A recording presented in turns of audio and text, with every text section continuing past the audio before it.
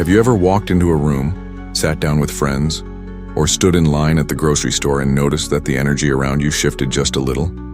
It's subtle, maybe a glance, a polite smile that feels a bit forced. Most of the time, no one says a word, but deep down you wonder, did I say something? Did I do something? The truth is, as we grow older, there are little habits that creep into our daily lives. Habits we don't always notice, but others do. And while no one wants to make you feel uncomfortable by pointing them out, these small things can quietly shape the way people experience us. That's why today, I want to have an open, heart-to-heart conversation with you. We're talking about the 12 habits that can make people feel uncomfortable around us in our later years, even if they love and respect us deeply. And more importantly, how just a few small changes can help us stay connected, respected, and full of life. So, let's dive right in. One habit that tends to slip in quietly is constant complaining. Now, it's understandable. Aches and pains show up. The world feels different, and sometimes it seems like everything is harder than it used to be.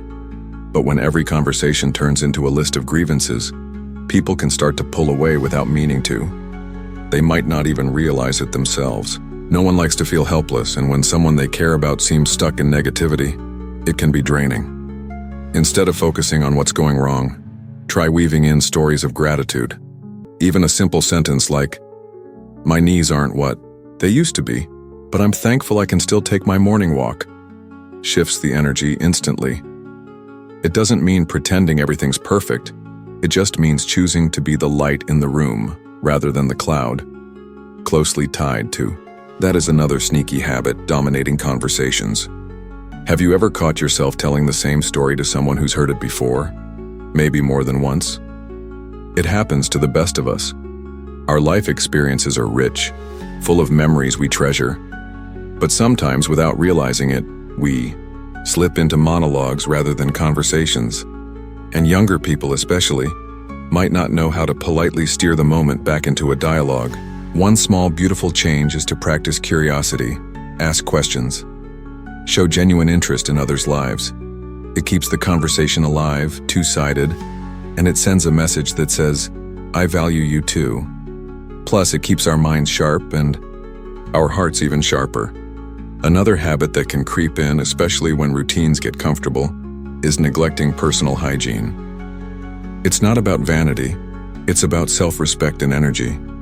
When we take the time to care for ourselves, whether it's putting on a fresh shirt, brushing our hair, or trimming our nails, we're not just taking care of our bodies, we're sending a silent but powerful message to the world. I still care, I'm still here.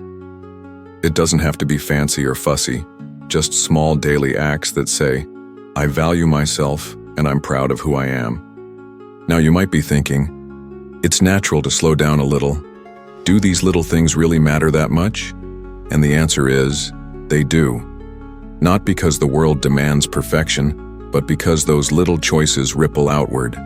They affect how others feel when they're near us, and more importantly, how we feel about ourselves.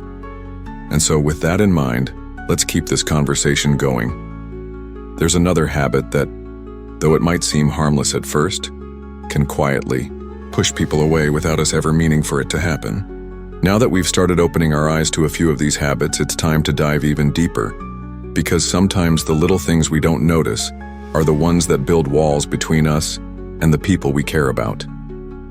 One of those habits is constant complaining. Look, life gives all of us reasons to grumble, aches, pains, slow service at the doctor's office. But when every conversation becomes a list of what's wrong, it pushes people away without us even realizing it. It's not that others don't care about our struggles, it's just that constant negativity drains the room. Instead, what if we made it a goal to sprinkle a little more gratitude into our conversations? Imagine how refreshing it would be the one who, despite challenges, still finds something to smile about. That kind of energy is magnetic at any age. Speaking of energy, let's talk about another habit that can creep in: losing interest in others. After 60, it's easy to get comfortable in our routines, our memories, our favorite stories. But When we stop showing curiosity about the world and the people around us, it can feel like we're shutting the door to connection. People love to feel seen and heard, no matter their age.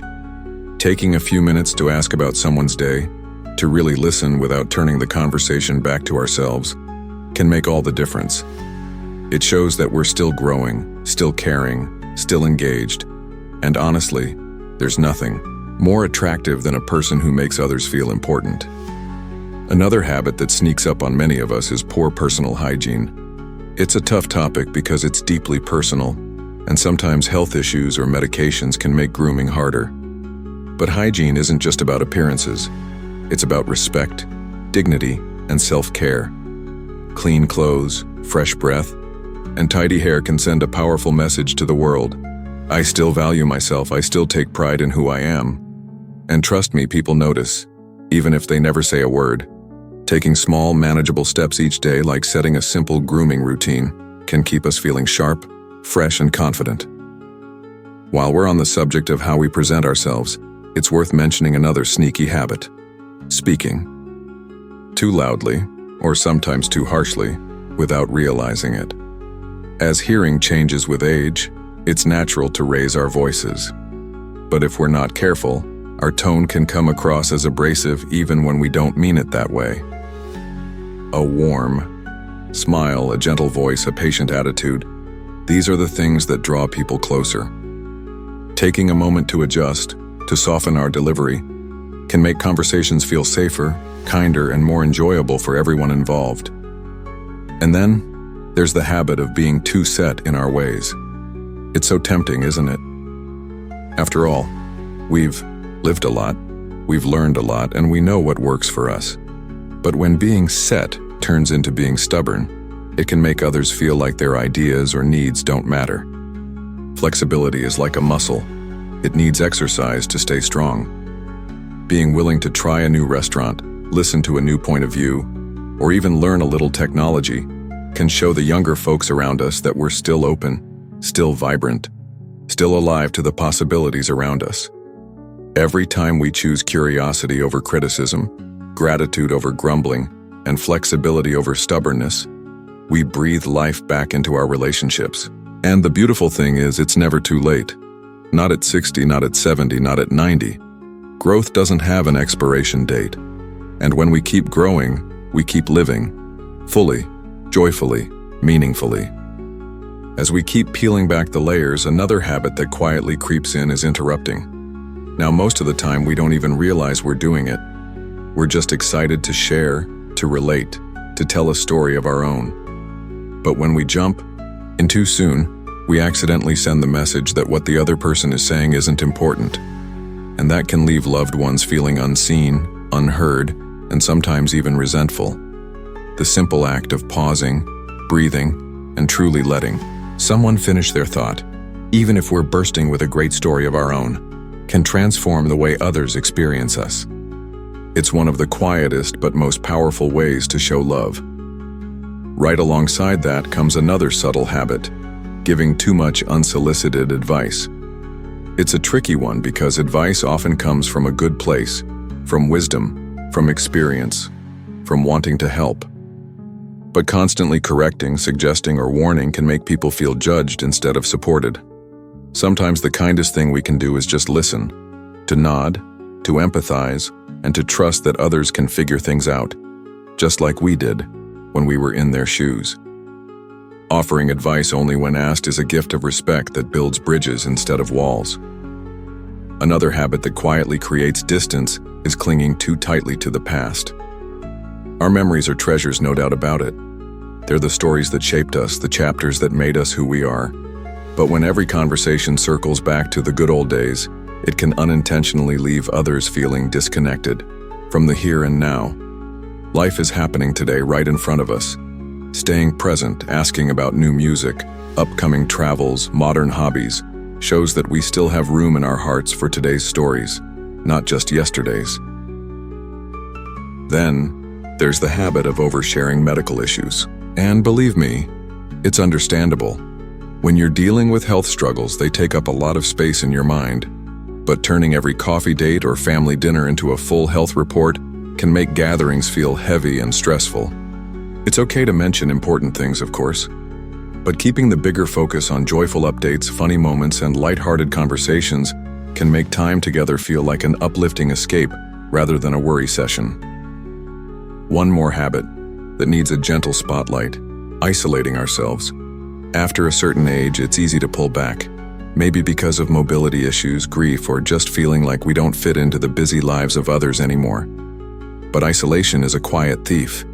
It steals joy, purpose, and connection. Reaching out, even when it feels awkward, is an act of courage.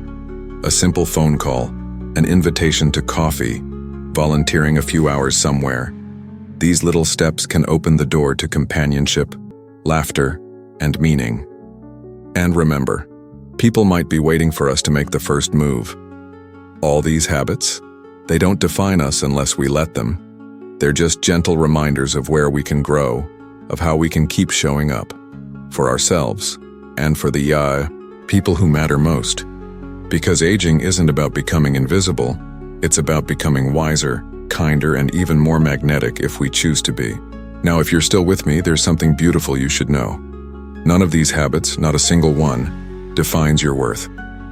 They don't erase your wisdom. They don't diminish the years of love you've given, the lessons you've lived, the mountains you've climbed.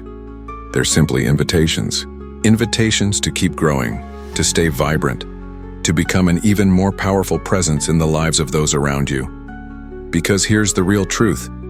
Aging doesn't have to mean shrinking. It doesn't mean becoming a burden or feeling invisible. It means stepping into a new kind of strength. The kind that's rooted not in what you can do with your hands, but in what you can stir in the hearts of others. It's about being the person who listens deeply, the one who cheers others on without judgment, the one who stays curious, open, and full of life, even when life has thrown its hardest punches. Small changes, a little more patience here, a little more openness there, ripple outward in ways you can't even imagine. They heal wounds you'll never see. They build bridges that last for generations. And the best part? It's never too late. Not at 60, not at 70, not at 90. Every day you get to choose to show up with kindness, to be a light, not a shadow, to leave behind not just memories, but a legacy of warmth, wisdom, and deep, lasting love. The world needs you, not the younger version of you. You, Mo, exactly as you are today, with all your years, your heart, and your hope. So stand tall, smile wide, and walk into this chapter knowing you still have so much to give, and the best may be yet to come.